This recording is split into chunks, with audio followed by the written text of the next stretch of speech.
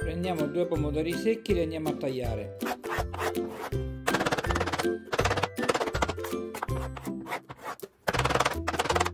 Mettiamo dell'olio d'oliva e andiamo a cucinare i peperoni.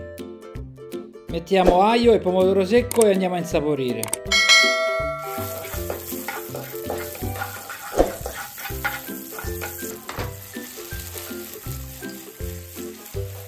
Aggiungiamo i peperoni.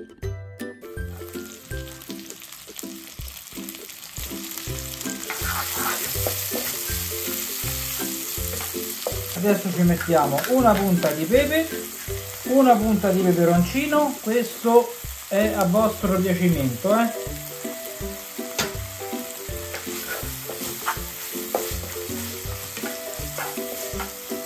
E mettiamo una punta di sale. Mettiamo un filo d'acqua e andiamo a cucinare per circa 10-12 minuti.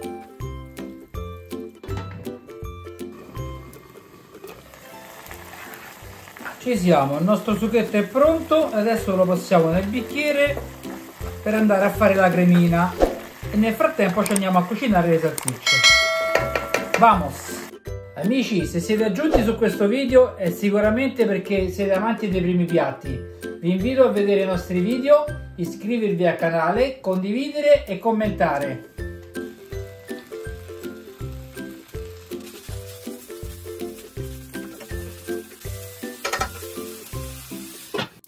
Aggiungiamo 3 foglie di basilico, 50 g di parmigiano, dell'olio d'oliva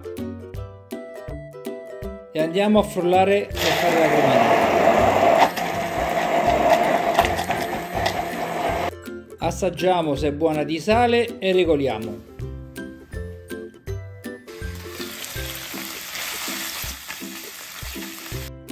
Ci siamo, l'acqua è pronta e aggiungiamo il sale. Caliamo 200 g di pasta. Sì, c'è pronta la cremina pure. Nel frattempo stiamo cucinando la pasta. La nostra pasta è pronta, la caliamo e andiamo ad amalgamare il tutto. Guardate che spettacolo, guardate che bella. Aggiungiamo dell'acqua di cottura, ecco qua,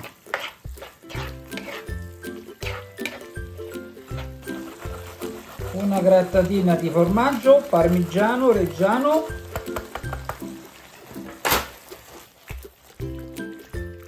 e ci siamo.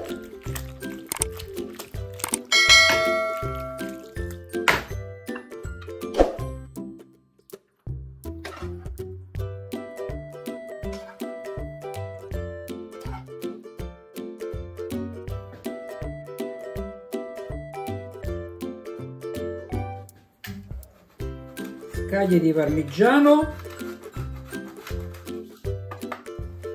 Il piatto è pronto e andiamo a decorare con del timo fresco.